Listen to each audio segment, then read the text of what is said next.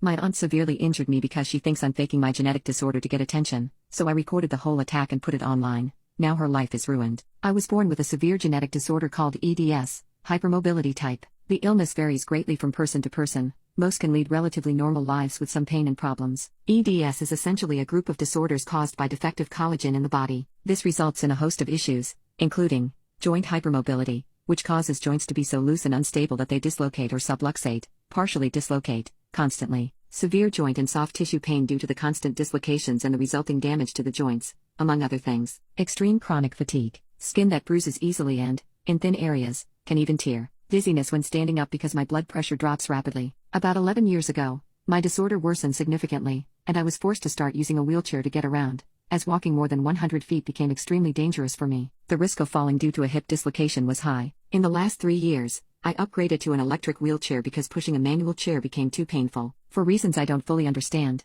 my aunt has an extreme dislike for disabled people, especially those in wheelchairs who can still move their legs. For 11 years, whenever we were alone, she treated me worse than a dog and insisted that my disorder was completely fake and made up. She claimed I was lying about it because I wanted all the attention focused on me, believing I was jealous of anyone else receiving attention, especially her. I tried to confront her about it and talk things out, but since I was already overwhelmed by my condition, I ended up keeping her comments to myself. Since I'm not confrontational and don't see her often throughout the year, I didn't want to burden anyone with it, especially as I already had to ask for so much help from the people around me, and my parents were exhausted from all the doctor's visits during that time. So, for the past 11 years, I've just ignored every comment she made when we were alone because I had grown accustomed to it. I absolutely didn't care what she thought at this point and knew she was just being an idiot. That was until things really escalated last week when I went to visit my aunt for our yearly family dinner. She was the one who organized the dinner this year. All was going well until she drank more than usual and became a lot snarkier toward me in front of the family. This caused some family members to call her out and tell her it was inappropriate and uncalled for. She silently fumed,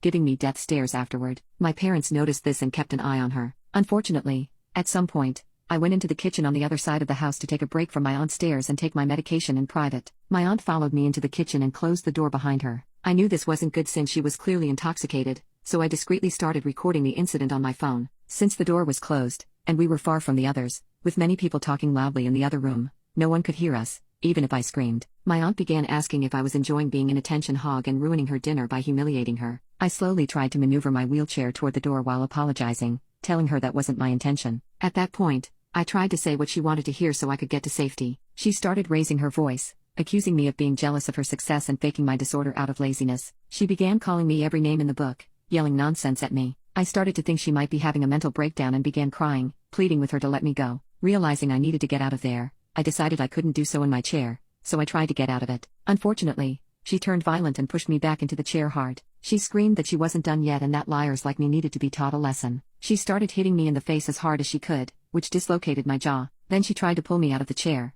dislocating my arm, but I fought back, so she failed. She then somehow managed to push my chair over on its side, causing my foot to get stuck behind the footrest. Luckily, my dad, noticing my absence and that my aunt was also gone, became concerned and began searching for me. My father later told me I let out such a blood-curdling scream that it was audible throughout the entire dining room, prompting him and my mom to sprint toward the sound. At this point, I was starting to lose consciousness from the pain. I remember my dad bursting through the door. From what I was told, my dad body slammed my aunt, his younger sister, and punched her to make sure she stayed down. My mom screamed for someone to call 911, which my nephew did immediately. My mom then got me free from the wheelchair and tried to recall her first aid training. Meanwhile, my dad pinned my aunt to the floor while my aunt's husband stood there in complete shock, not knowing what to do. The police and ambulance arrived, and they put my aunt in cuffs. She screamed at my dad, asking how he dared to lay hands on a woman, no less his sister. My uncle then tried to defend my aunt, claiming they didn't know what had happened and that I could have tipped over myself after trying to attack her. He insisted his wife would never do something like this and that it had to be provoked. He apparently said much worse things, but my parents won't specify what exactly. I regained consciousness at this point,